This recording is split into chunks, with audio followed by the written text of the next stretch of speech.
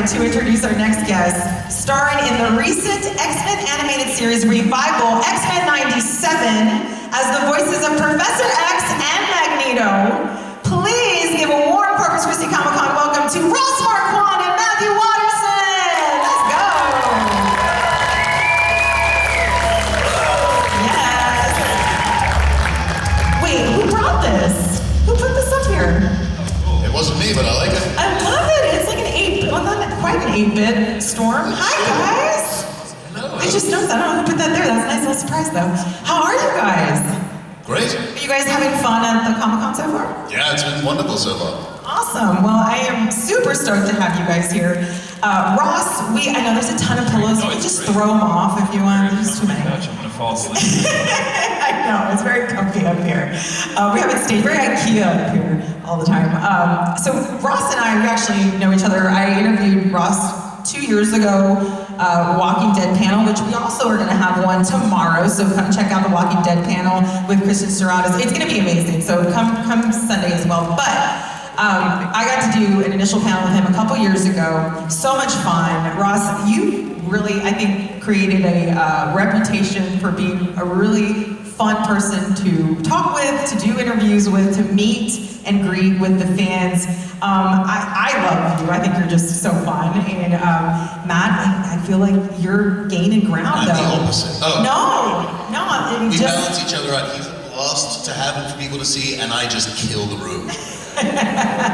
Well, when we were talking yesterday, I went up to the booth just to kind of say hi real quick, and Ross wasn't there at that point in time when I went up to Matt and I introduced myself, and he was like, yeah, Ross must be here, and he just left me on my own up here, and I was like, what a douche, like, wow, he's just a terrible person. We're like, he's such trash. Abandoned me, again. Yes, we didn't use those words, we used other words that I can't Always use. do this. You always bring them. I had to go through so much of the season without you. Just were off somewhere else. Okay, well, we have to get into this. Oh yeah, then. yeah. By the way, has everyone seen X-Men 97? Is everyone here seen it? Okay, so spoilers may happen, so if you haven't, just fair warning, okay? Has anyone not seen all of X-Men 97? Okay, great. Excellent. Perfect, great. So we can speak freely. How crazy was it when Magneto died, right? Dude. Oh no. It's a joke. See, I was like, hold on, wait a minute, where are we going here? But no, so what was this little tension here that you were just talking about? Like you gave him crap for something? Oh no, we just joke season? because like the first half of the season I'm up You were in like, space. yeah, you were non-existent. You're elsewhere. With your bird wife. So how fun was that episode too? I know. It was just like a nice little like decompression after. We needed it after that. Yeah, that was. Oh Yeah. god. I have like a list, like so I'm like yeah. really meticulous. Well, no, I mean I'm usually like very meticulous about my stuff and do my research, but like I just want so badly to get into that episode that like I might just skip all this and just go straight for the punch on that. But I just wanted to just start off by saying, these career of Ross has a ton under his belt, and you guys aren't familiar. Not just Walking Dead and his live action, Red Skull from. Come on, guys, from the Marvel Universe. He's not a stranger to it whatsoever. But also, one of the, that was cool. Hi, hey you, that's my friend right there, and I'm gonna talk about him later, actually. But you've had a role in Mad Men. You're an extremely accomplished voice actor. Again, Ultron, Doctor Strange and the Multiverse of Madness, the What If series, and Immortal from Invincible, which I'm a huge Invincible fan also. So when X-Men was getting ready to start, we were kind of on the tail end of finishing up Invincible. And I was like absolutely obsessed with it, and so I love your character who just is like you can't take him down, man, that guy. If you think he's gone, it's like, there he is again, and I love Lives that. up to his name. Yeah. Absolutely. So what is that like playing, so just in general, like all these voice, as opposed to your live action stuff and your voiceover stuff, I think some people think that, and this probably sounds terrible to say this, and I don't mean it in this way, but like the voice acting is a lesser form of live action and all that. I don't believe that at all. I've had some of the most impactful, most powerful things from a voice actor through an animated show or through different mediums. I think it's just as valid, if not more. I was moved so much by this series for X-Men and for a lot of the stuff you've done. Talk a little bit about voice acting as opposed to live action and how you feel about that as an actor. It's funny, there's this kind of not everybody thinks this, but there's quite a few people in the industry who kind of look down on voice acting as like, it's less than. And I actually think the opposite. I think when you're acting on camera, you can convey emotion and convey so much with your body and your face. With voice acting, you don't have any of that. You don't have that luxury. So you have to convey sadness or joy or everything through your voice. That's all you have. And I think it's a very nuanced way of performing. And we were talking about this last night, about which one we prefer.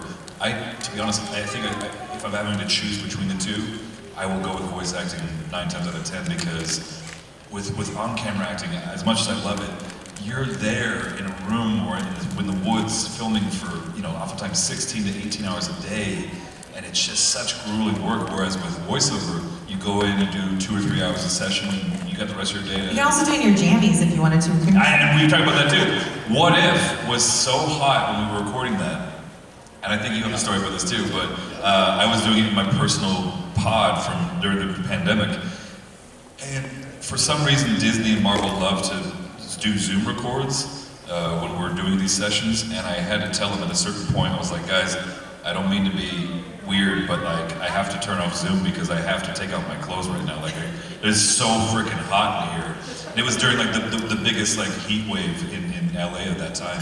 And so I just stripped down to my boxers and I was like, I'm turning off the camera, you can't watch this. I just need to, take off, because I was sweating profusely. And I wasn't able to give a very good performance because I was more, concerned about how hot I was.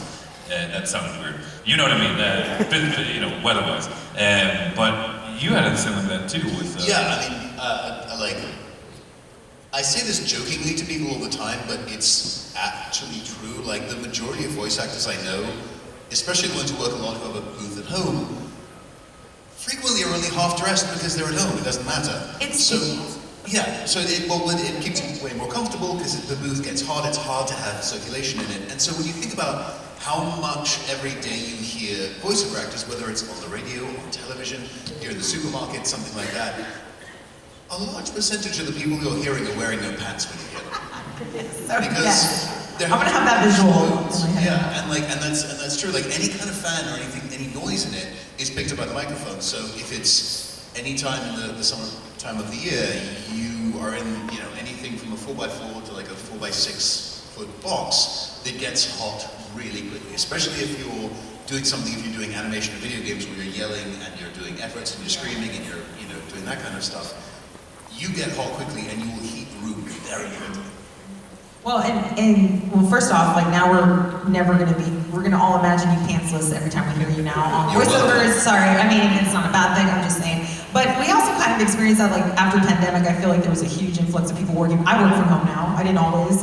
And so I love wearing my like yoga pants and just kind of hanging out. Like you only see me from here up or not at all, and it's nice to kind of have that. I never used to wear sweatpants all the time. Post-pandemic, I almost exclusively wear sweatpants. I love it. My desire to be fashionable went out the window after the pandemic because I just can't be bothered to be wearing.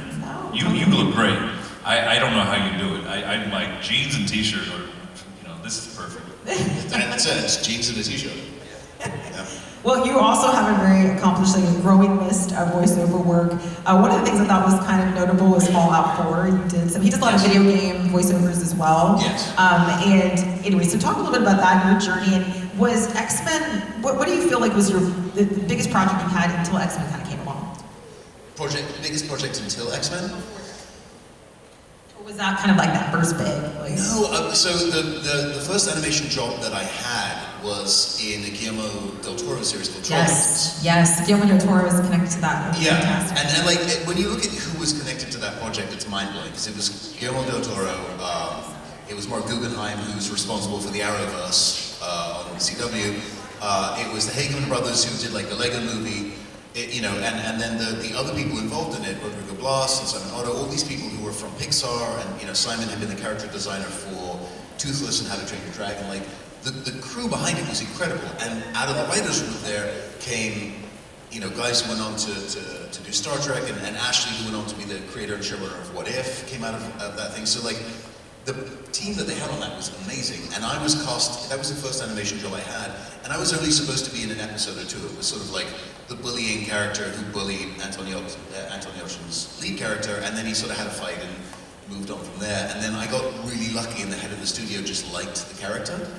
And so I later found out like an inside thing of how 3D animation works. Because she liked the character, she said, well, keep him around for another episode or two. So they had to build a more complex model of the character, which meant that they now spent $30,000 building the character. So now they had to use the character enough to justify how much they'd spend the money. And then once they used the character enough to justify how much they'd spend the money, now the character had been in it so long they couldn't just randomly kill him off. There was too much emotional value. So I ended up getting to do the whole series. It's awesome. Yeah, and having Guillermo del Toro to connect to that is just like mind-blowing. Like, yeah, it was insane. I never got to meet him. You're kidding. No, I never got to meet him because the episodes that he directed were like very specific ones, and so I never got to meet him in person. So, and like, there was another one where I don't get to record as a cast. I've only recorded as a group cast once. The rest of the time I'm always off on my own, which seems typical now, I think. I also just take it personally. The studios know that nobody wants to be around me. So they did it once, like Marvel did it once for like a Doctor Strange movie, and I'm pretty sure everybody just went, don't ever do that to us again, keep them alone. But like that was one where, with the cast of that, of Troll Hunters, they were never going to get all those people in one place at one time. And so, you know, I didn't get to meet a lot of the people who were involved in it. But yeah, at some point or other, I hope we'll run into Guillermo, and you know, which one he'll be like, who are you? Oh, okay, fine. But yeah, it was really fun to do. Awesome. So and he has done also, as I mentioned, some video game voice over Fallout 4, Hogwarts Legacy, which is another really cool video game if you guys are familiar with that.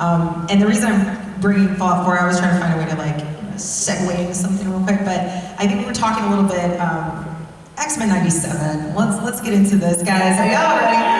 So there were a lot of great shows. I'm just using this as an excuse to talk about it myself. Like, you guys can participate if you like, but I'm such a huge fan of X-Men in general.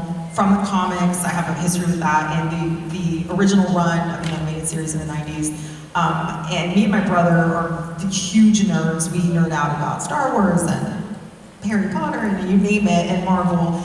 And we kind of keep up. We do these kind of like weekly sessions. He doesn't live with me. He lives a city away. And so this is how we catch up. This is how we bond still. We talk about the shows we're watching. And at the time, Fallout was on. And the actual live Fallout was on. Incredible show. Shogun was showing as well. Love it on Hulu. Amazing show. Invincible was just kind of closing up. And we were getting like, man, what else do we got to watch? Like, as we're watching these things. And then X-Men was coming up, and we had that conversation that probably some others have probably had. We're like, oh gosh, they better not mess this up. Like, which I hate being that person. I'm not that person. You know, there's a lot of Star Wars purists out there. There's a lot of, I always like to give the benefit of the doubt, but you know, we're just kind of, well, we'll see. You know, I didn't really research it. I didn't know if it was going to be a reboot or if it was what kind of iteration that was going to be until right before, and I kind of looked into it.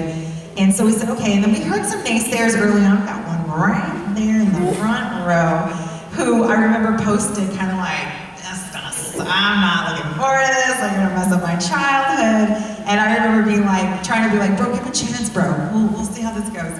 And we started watching the show in tangent with some of these other shows I was watching. We were real into, we were talking, that was top of mind topics when we were on the phone together. And once episode 5 hit,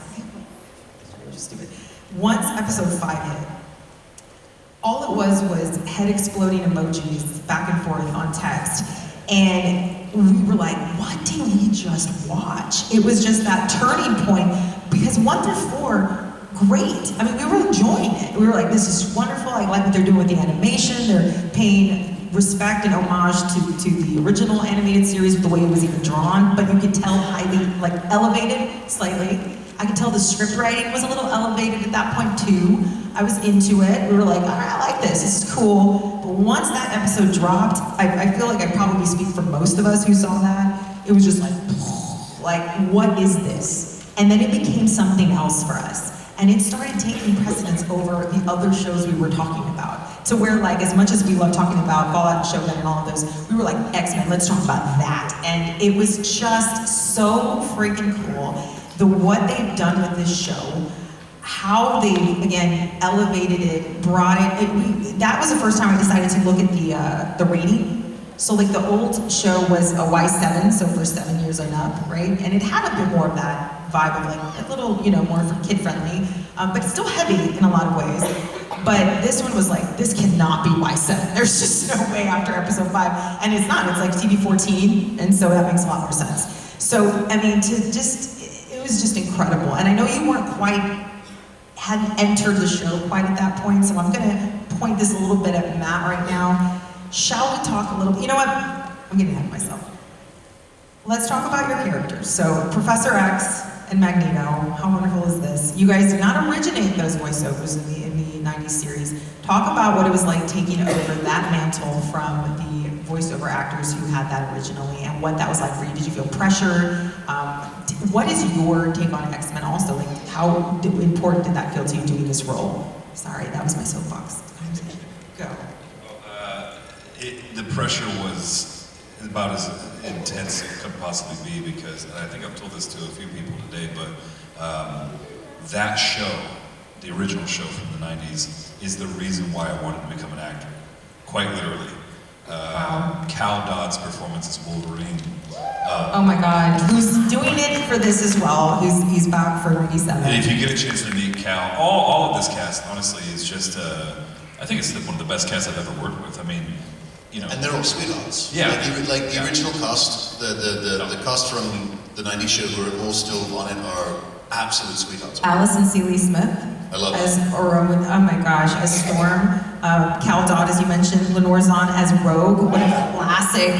Gosh, that I can't hear Rogue any differently than hers. And then George Busa as Hank McCoy in Beast, and Adrian Hoff as Kurt Wagner, Nightcrawler. All reprised their roles, which was so freaking cool. So it was like kind of like working with them. Well, that's the wild thing, is that, like, you know, we got cast 2.5 years ago, I think. Wow. Like end of 20, early 21. Yeah. Did you know you were Professor X when you were here last and I was interviewing you for The Walking Dead 2 years ago? Say what? Did you know you were doing Professor X when you were here last time? Yeah. I had to keep my mouth shut. Jesus. It's the hardest secret I've ever had to keep.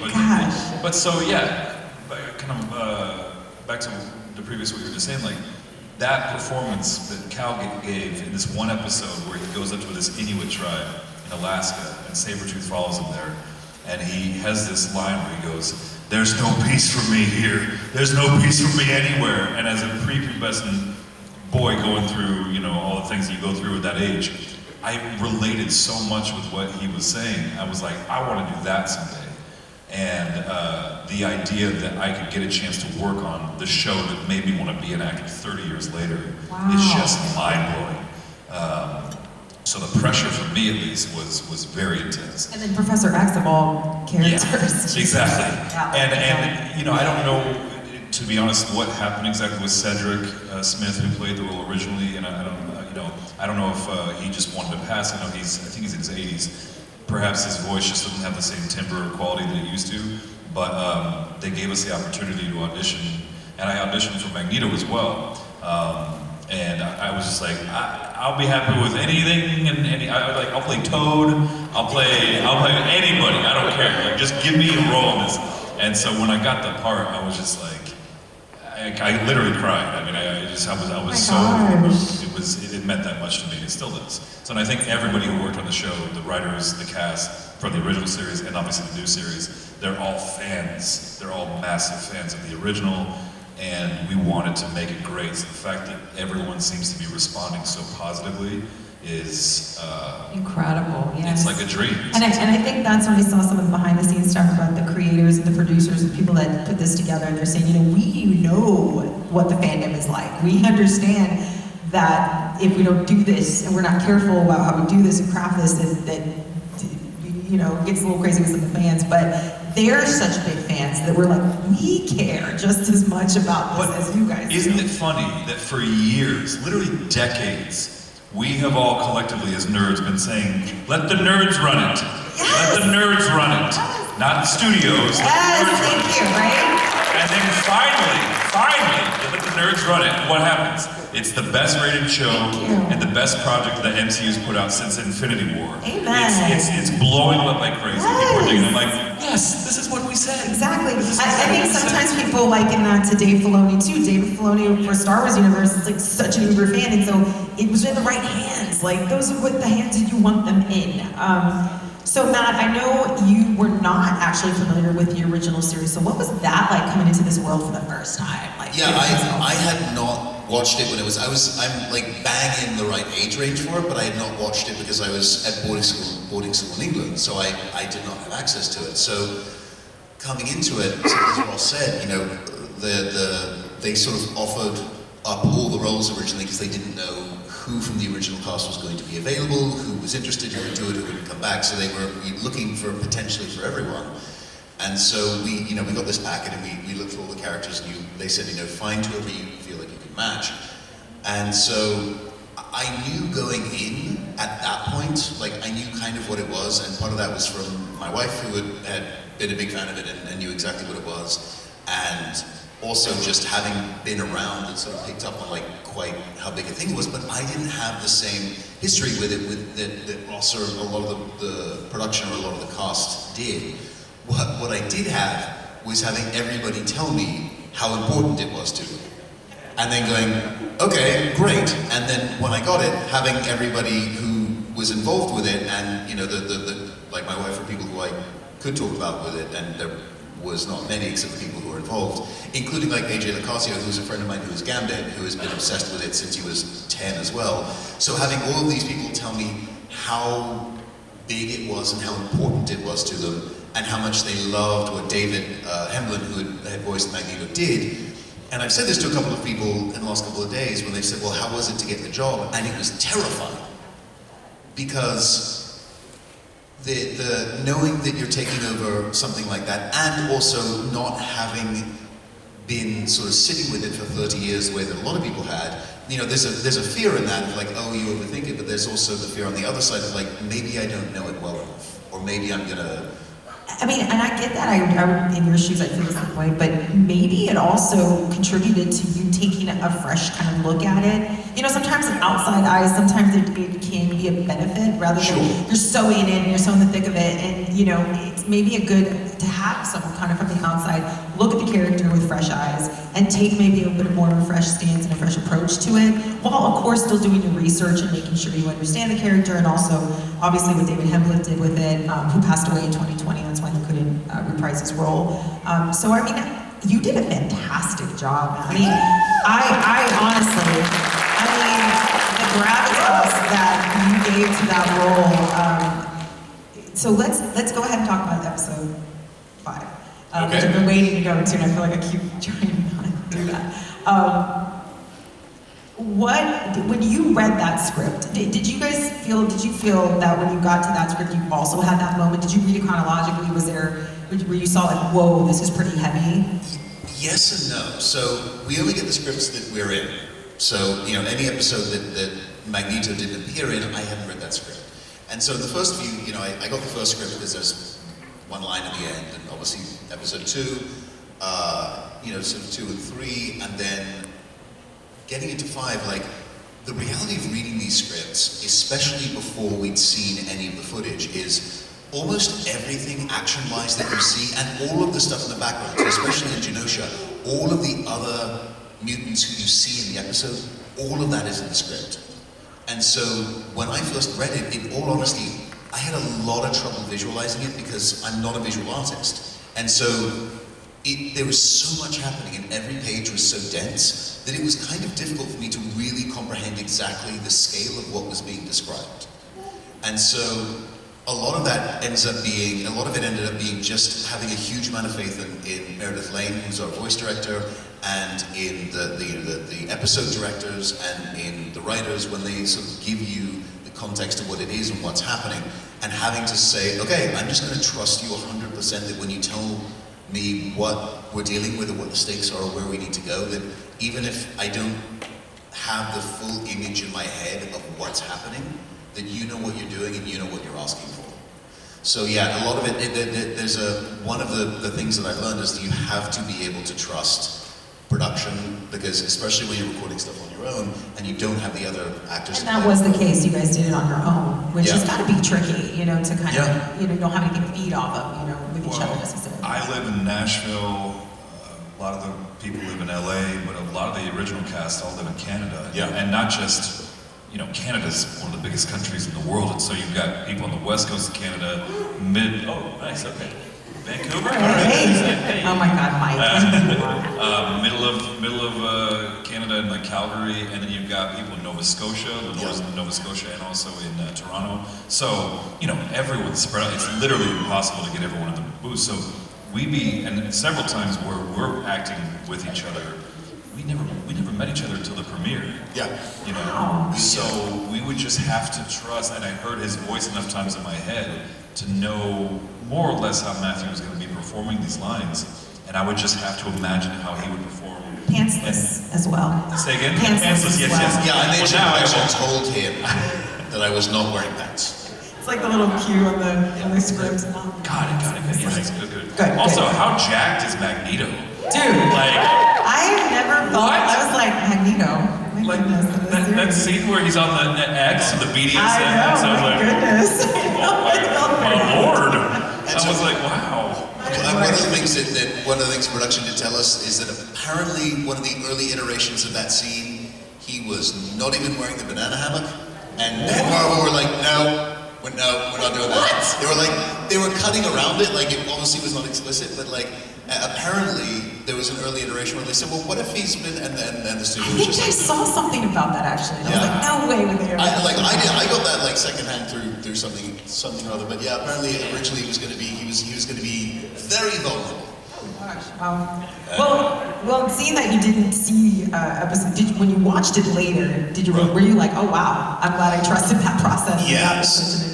I'd seen like clips and things when we were doing ADR. That was the first time I started to see footage. But really, the first time I saw anything complete was at the premiere, which was the same time that Ross and I met for the first time when they screened the first 3 episodes.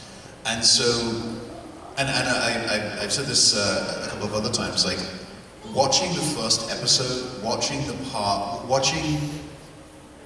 right off the bat how well Cyclops was done, you go, oh, we're great, we're good. Because Cyclops is such a difficult character. Very. And Bo knows him and loves him and wrote him great, and Ray did him great, and they animated him great. And so watching somebody nail Cyclops without trying to to make him interesting, we're gonna make him gritty or make him dark. No, he's true. He is. He's true to Cyclops, Yeah. absolutely. And so watching that episode, I went, at the beginning of the first episode, I went, oh, we're great. And then that was the thing, getting to see what everybody else had done, what the other actors had done, what the animators had done, the directors, the music, all that kind of stuff. Getting to see all of that come together the first time was at the premiere. And it was just a case of going, oh, okay, I think this is as good as we're hoping it's going to be. Yeah, I mean, and think about the animation. I love that they again did it. They wanted to make it feel like the '90s. They still tried to emulate that same style. Even some of the weird pauses. Like I can't even explain some of those moments where it's like a still frame of a reaction frame of things. Like they could have done really slick, updated, super cool CG, whatever animation if they wanted to. Now, while they did do some elevation to the animation, I felt like it was just right. It was right where it wanted to be. Again, I always talk about the phrase that true art doesn't pander, it elevates. And that's I talk about that with Game of Thrones sometimes. Don't get me started on that. They're gonna take me back to that time. But you don't just fan service the whole time. Yes, we love fan service. Yes, we like those moments. But give me something I'm not expecting. Give me something that's oh wow, this took me someplace else that I didn't expect to go. And I really felt they did that not only through the story and the script, but the animation. Even the opening segment, what an iconic, oh my God, the opening credits and the music, it's just ingrained in my brain since a kid. And to see those frame by frame, and I watched it frame by frame, about how great they did, but then they added little things like rogue, like an up close of her face, like throwing the Sentinel over, just little nuances they did that just added to it. And it was just so cool to see and experience. And again, it was for us as adults or as grown kids now. And then our kids can still enjoy it. What an incredible, just an incredible experience just watching that whole thing. Sorry, I'm going off into the stratosphere on this. I'm just so excited about this. Magneto and the roots that some of the social commentary. I don't want to get too into all of that, but X-Men has always had social commentary. It's always been about prejudice. It's always been about different dynamics when it comes to tolerance and being outcasted for being different and fear and all of these things. It was like that back in the comics. It was like that in the original series, and it really hits on that now. Of course, like that episode of the genocide, and everything that happened. How do you feel like it has made that? What do you think it's giving people? Do you think this is a good time to revisit those type of storylines? I would say maybe now as important as ever to kind of hear those type of storylines. Would you agree? Yeah, absolutely. And one of the things about the way it does it that's great is because it's this allegory for any oppressed minority group, but by separating it to humans and mutants, it allows the writers to approach things without specifically targeting an actual group, so people don't immediately feel like they're being targeted, right. Which gives you an ability to watch something without feeling personally attacked, so you can start to see, oh, okay, well the way that's happening, all right, that's starting to look familiar, but it doesn't immediately feel like you're being targeted. And so that's great, because then it lowers people's guard. And like I've had, one of the strange side effects of doing this has been at conventions, having people come up to me and saying, I don't get along with my family, I don't get along with this person or that person because we have, fundamental differences in how we look at the world. But we've been able to sit and watch this together, and I've actually been able to start to have conversations I couldn't have with friends and family member through this lens. And that is not a thing that I expected to have people come and say at conventions, but that's happened at every single one of these I've been at. I believe it. Because it does. It's rooted in a lot of real life experiences and things that we all in society that we see go through, and it all affects us in some way. Even kind of what we talked about when you were watching as a kid and maybe you felt different, because you like nerdy things. I think probably everybody in this room has felt that way at some point. Like, I feel like I hid it in high school a lot, but I was like, I really love Lord of the Rings, I really love Star Wars, I really love X-Men. But you can't show all that. But it's like those things that you feel like you can relate to by these type of characters. Specifically the finale, the last episode, the interactions and the scenes with both of you in the flashback scenes. And then the allusions to, they never really said it straight up or outright in the original series about Magneto's past and what that was about, which we all kind of assumed was Holocaust and that experience, which they kind of showed a little bit more of, like more outright in that. What was that scene like? Watching it back and doing it in general, how deep that relationship between the two of you, how complicated of a relationship these two guys have, or their characters have. What was that like, that particular scene? I'm really grateful that the producers went back to that scene a couple different times because they wanted getting the tone of that right was so crucial, because it not only establishes the love that these two men have for each other and the care, but also the very vast differences between the two of them. So you really want to establish these guys are like brothers essentially. But the original writers who did X-Men back in the 60s oftentimes said in interviews that these were allegories and these were representative of the civil rights movement.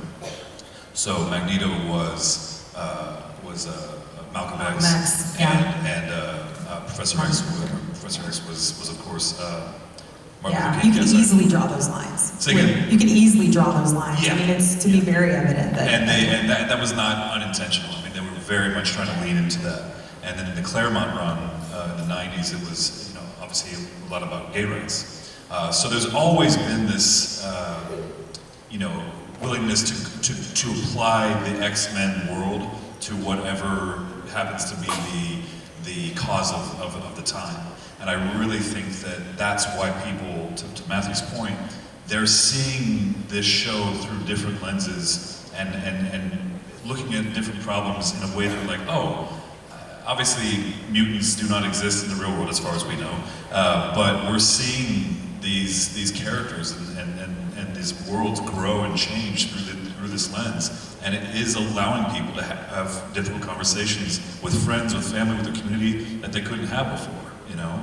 And I think that's kind of beautiful. I think that's neat that a cartoon could do that. That's what I'm saying. This is much deeper. That's why I really took to the show, because I really felt something with a lot of those, you know, those scenarios and those characters. Yeah. Also, that moment when you guys were sitting at that bar and you had like that coming out moment of like, I remember, you know, and you're telling that to Magneto, and the scene of like this tanks going by and he stops, like the animation was just so perfectly done where he stops with the glass and it clinks, and he's having a moment where he's like, you know, I've seen things, you know, concentration camp, I've seen where this could go and how scary that can be, and I mean, it was just a really well done scene between you two. But it also it sets up Bastion's rationale really well too, because he's just a computer basically. He's like a supercomputer humanoid who's like, yeah, I've done all the math. This is not going to end well for us. So let's go with my method. This is the right way to go. Tolerance truly is extinction. So let's. Kind of shades of Endgame with, you know, I don't know. I see lines sometimes between Bastion and Thanos. Thanos, sorry. Sure. Yeah. Oh yeah. So, you know, that kind of like logical, this is probably the best thing to do, and you know, there was no emotions involved in that. And 100%, which I think makes them both great villains. I mean, like, I don't know about a lot of y'all, but when I watched that Infinity War for the first time, I was kind of like, I mean, I don't like the way he went about it, but I kind of agree with what Thanos is saying. I know it's really controversial, but I was like, yeah, if resources are dwindled and we have too many people on the planet or in the known universe, I think that he could have just, you know, done it in a different way, as opposed to wiping out half of the universe, but, you know, you kind of get it. You're like, yeah, that's... I was talking about this when Timothy's on, we were talking about Thrawn. I interviewed him on Thrawn in the Star Wars trilogy. He's talking about the best villains have the best backstories, where you almost sympathize or you can understand it, not the right way to go about it, not what you're supposed to do, but it's, you know, you can relate to it in some way.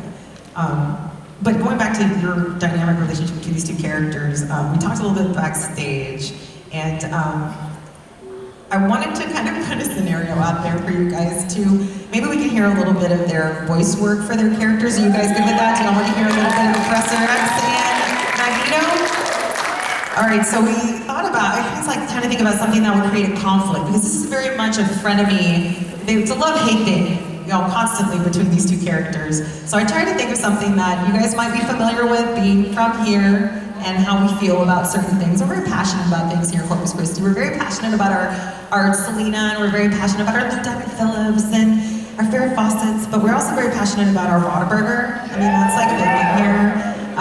Ross Marquand kind of got a taste of that last time he was here. And In-N-Out has never really been a big fan of In-N-Out. He kind of has a really kind of a thing. Like, Callie, yeah, boo, right? Boo, In-N-Out. So I thought, what if Magneto was like pro In-N-Out? And Professor X was pro Whataburger. So what kind of conversation would that be like between the two characters? Charles? Yes? Does your burger place offer it animal style? What in the hell does that even mean? Of course it's animal style, it's got beef in it. That is not what I mean, Charles. What even does that mean, animal What does style? yours have that is so incredible? Literally everything. You can put jalapenos and mushrooms and whatever you want on there. Does In-N-Out have jalapenos? I've never asked. Well, that's... You say Whataburger can have anything on it. anything. Can it have an In-N-Out burger on it? Yes, of course. Great. If that's what you want to put inside it, I suppose, but that just seems to defeat the purpose. Okay, yeah. That's how we solve it. That's how we solve the issue. Just put an In-N-Out burger inside the Whataburger. Yeah. Let's just do it this way. Whichever one we're closer to. Oh yes. Good. I don't feel like flying, and you can't walk. Oh. Went there. That was. So who wins this argument right here, guys? Magneto does. Okay, sorry, right? Get it down. Sorry, Marquand. Wow. Y'all give it up for Ross Marquand and their characters up here. That's tricky, just throwing in a scenario like that. You guys want to go ahead and start lining up? We're going to take some questions. We do have some time for some questions. So go ahead and start lining up here, guys. And you'll need to state your name. Just know you'll need to state your name and your question and who that question is directed to, or it's to both of them, okay? Hey there, this Hi, question. Spider-Man. Hi there. Hi, Kev. I guess you guys can remember me. Awesome. I'm always flattered when you guys remember my name. So this is a question. This is for both you guys.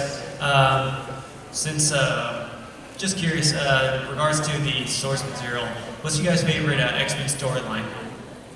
Okay, good question. What was it? What's your favorite storyline from the comics, the X-Men comics? Do you read the comics at all? I have not read a ton of them, but from my limited reading, I do have a favorite, and we already covered it in this one, which is Fatal Attraction. Just because. Yeah. Oh God. If you ever read the Legion arc with that, that's a really good one too. I read a bunch of comics when I was a kid because I was like get stuck in my cousin's room during the summers, and he had stacks and stacks of comics, and I was bored, and I was really, really young, and I just like ate them up for breakfast, lunch, and dinner, and most of them were X-Men, but sometimes they would end at a certain, like I'd go through an arc, and then it would just drop off, and I'm like, where's the next one? Like, and so I only know like parts of things. But the Legion arc is a really good one, I think, for Professor X. And I love. Really cool. I don't know if y'all watched Legion when it was on. Yes. That show was Fantastic such show. a good show. Such a great show. I think the Weapon X, Alpha Flight, the origin of Wolverine for me, again, a little bit of a side venture off from the main X-Men, but that was probably one of my favorites when I was younger, growing up, like, and still to this day, one of the most interesting backstories on who these people are. And Wolverine has one of the coolest backstories ever, because it's not like a spider bit him, or he was born with it. He was just kind of kidnapped and tortured. His childhood did it too. Yeah, I mean, it's kind of messed up. Like he got turned into a guinea pig, and I think that's a pretty bold choice for writers to do that. And I love his backstory so much. Who here seen Deadpool Wolverine, by the way? Oh gosh. Wow, what y'all watched it last night? Hey guys, y'all know that they watched it here, I think in Cal Allen. They saw it at 5 points. So you guys missed out. Y'all were there. AMC 16, baby. They were there. I'm getting ready to see it tonight, so I don't know it either. You know, some of us haven't seen it. But real quick before we get to the next question, can you give us is there any connection? Because I've heard that X-Men 97 is absolutely part of the universe. And so is there any connections there? And if you can't, don't spoil it, but just yes or no, whatever you can tell us. I mean, you guys notice Omega Red in there, right? Yeah. I was gonna say, There's the 7 minutes in the middle of Deadpool Wolverine where it just flips to animation, and they drop into it, which was really, we didn't expect them to do. are you guys in it? I knew it. They're in it. I knew it, guys. Y'all are just so full of it. I love it. All right, well, keep your secrets then. Next question. Hey, I know you. Hi, how's it going? My name is Steve. So I just have a question for you guys. So I'm not a great voice actor like you guys are, but I just got cast to be in a video game. My first video game. So I just want to say, what advice would you give somebody like me that's never done anything like this before? What advice could you give me? Man, this is your first time and you booked it. They found me on TikTok. I was doing voice acting challenges, and they found me on TikTok. Nice. And so He's got a great voice, by the way. He's DJs, and he anyway, long story. I've known this guy for a while. I would just say stretch your voice as much as humanly possible. The only reason why we've been lucky enough to work in as many things as we have is because we continually stretch our voice to the limit. Whether that's doing accents or, tiny voices, big voices, everything in between. Be their utility, like Swiss Army voice actor. Like, you want to be able to do as many different things as possible because they're going to keep relying on you for different roles. And they won't have to pay as much, frankly. If you can knock out a few different roles for them, they're always going to like you more than someone who can just do one thing. So that would be my biggest advice to you. What would you say? Yeah, the only thing, especially if it's the first one you're doing, depending on, most of the time directors will do this, but just make sure if it's a video game, and so if there's going to be efforts, if there's going to be, if you're going to die in it, if there's going to be death rattles, things like that, make sure that you do the session so that you put the most stressful stuff at the end. Okay. Because if they say like, well, we're going to go this, and you've got a bunch of the yells an hour into it, you've got 2 more hours of it, you don't want to do that, because you will suddenly find, oh, there's bits of my voice which I might have blown out doing the, burning alive, or being drowned, or being run over by a steamroller. So make sure make sure ahead of time that they structure when you're doing what, so that the most vocally stressful stuff is at the end. Awesome. Thank you, guys. That's great advice. Great question. And congrats. All right, next question, your name and your question, who is directed to.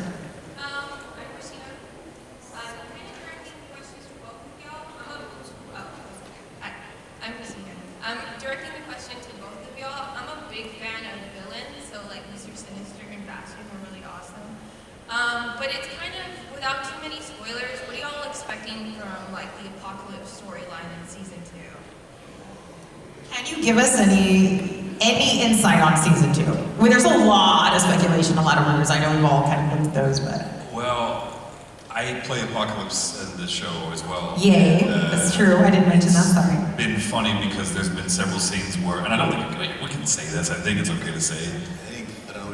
Well, because it's kind of teased at the end of season 1. Yeah. There's several scenes where, you see Xavier talking to Apocalypse, and it's going back to what you were saying about being able to structure recordings a certain way.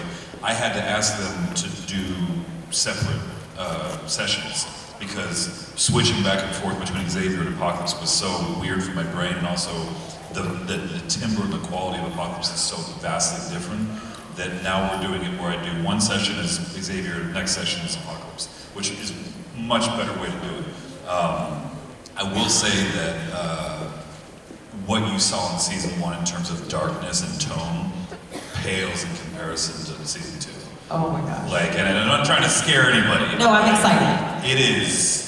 Yeah, dark. Yeah. It's so dark. It's but in a great way. And I love dark materials, so I may be a little biased, but I do think we're still going to maintain the ability to entertain people and keep people guessing and talking about it without being so dark that it's morose and hopeless and depressing. Yeah. It's just the writers have just done such a phenomenal job with both of these seasons. And I think you're really going to love it, but it is very, very dark. So that's all I can say. Is it done at this point, season 2, or are you guys still in the No, we're still.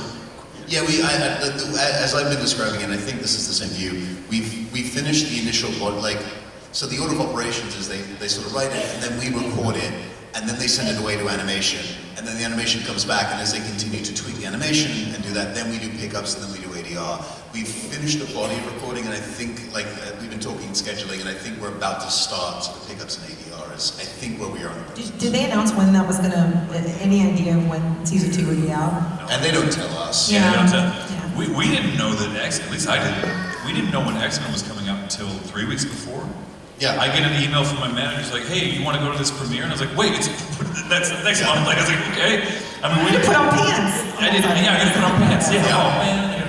Yeah, I found out when the premiere was when the trailer dropped and it had the premiere date at the end of it. That was when I found out. Yeah. Which is probably, it's good, I guess. They know that, thanks to Tom Holland, they know that we make mistakes and let things slip. So it's probably better we don't have to worry about it. But great question. Thank you so much. Expect darkness. Expect a lot of darkness. I love it. We have a time for maybe 2 or 3 more questions, just let you guys know.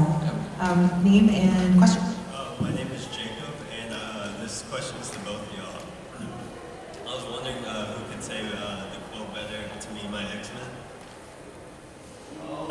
Please say that. Hey, can somebody take out your camera and record this part? I said it first, technically. Well, I mean, you said it first, technically, on the show, on our show. In this iteration. This iteration. Yeah. You want to do it? To me, my X-Men. Yes. All right, give it up. All right, wait. For some reason, I have to put my head. To me, my X-Men. Just being ringtone or something. Thank you so much. That was great. Your name and your question, please. Hello, testing. We can hear you. Yeah, just project. Be loud. Hello, my name is Henrik. This is a question for the both of you. Maybe a bit of a basic question, but I'm still curious. If you were suddenly to become X-Men, what were your mutation powers be? I mean, I have a go-to. He actually appeared in Genosha. It's Multiple Man. That's because I have 3 small children and I am exhausted all of the time. So I would choose that immediately and I would get some rest.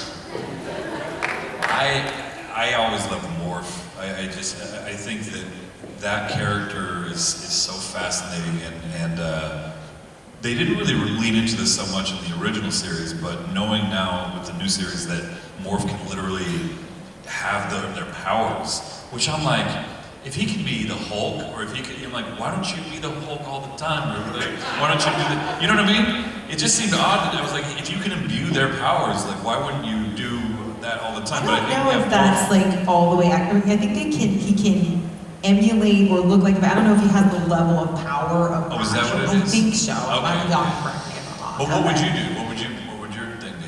I wouldn't exactly like copy anyone specific in the X-Men universe. Actually, I'm wrong about this. Probably something dumb, control bugs or something. Control bugs? Nice. I like it. That's different. Very original. That's a great question. Thank you for your question. Thank you. We got time for one more, guys. We're running super over, but we got Rogue. I had to have Rogue come up here and do. That was one of my favorite characters when I was growing up. Was Rogue. Storm became my second favorite. Anyway, go for it, girl. Your name and your question. Hi, my name is Mika, and also Gambit's my favorite personally. Duh. But my question also is kind of basic, but what is y'all's own personal favorite line, and can y'all both deliver them? Favorite line from the show? Aside from To Be My X-Men, obviously, Yeah. you've already done that. So. Yeah.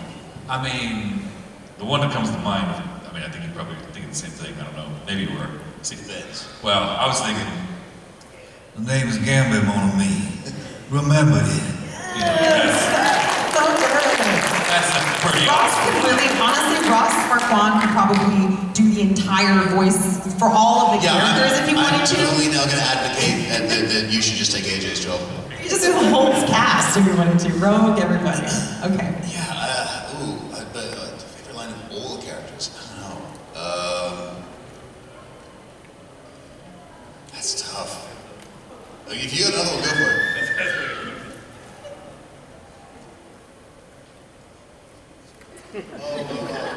Yeah, that's a good one. Yeah, Ross was talking about when I can't remember what the lead up to it is, when he has 6 Lady, I got 6 reasons. reasons. Then One of me, who has 9. Can I just say that was such a cool scene? One point then.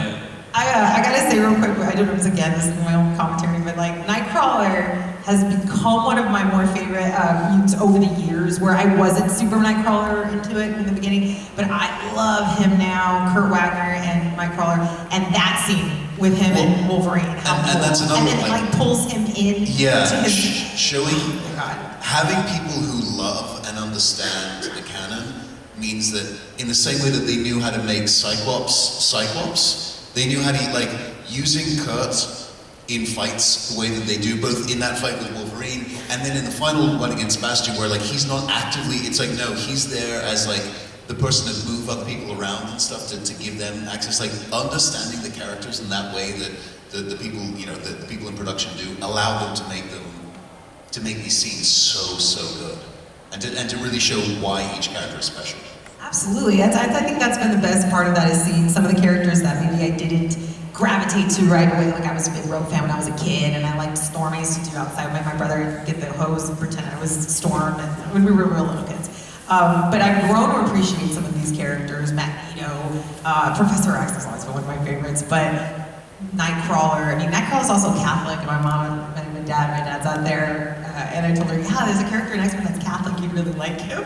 And so, I mean, it was just a lot of things, a lot of multifaceted parts of these characters that I think more and more of us are seeing more and more and appreciating and are brought to life because of you guys. So I just, again, thank you so much for your question. And once again, thank you guys for bringing this new iteration to us and being a part of that. For now, for a new generation of people who are now watching X-Men are going to think about these performances and hold them tight. I know I will also. Thank you guys. I can't wait to see what else comes out of you guys. Aside from X-Men, all the projects I'm sure you guys are working on, we'll be on the lookout for. And thank you again. It's been a pleasure interviewing you guys. Y'all give it up. Big give it up for Matt Waterson and Ross Marquand. Check out Ross tomorrow for the Walking Dead panel at 12 o'clock. He'll be with us again. But y'all give it up again for this wonderful gentleman up here. Thank you guys so much. Thank y'all. And you'll need to exit out the back door. Even if you're coming for David Yost, exit out the back. Except for you VIP people, you can make a home here, take a nap, whatever. You guys are good to stay. The rest of you out the door. Thank you guys.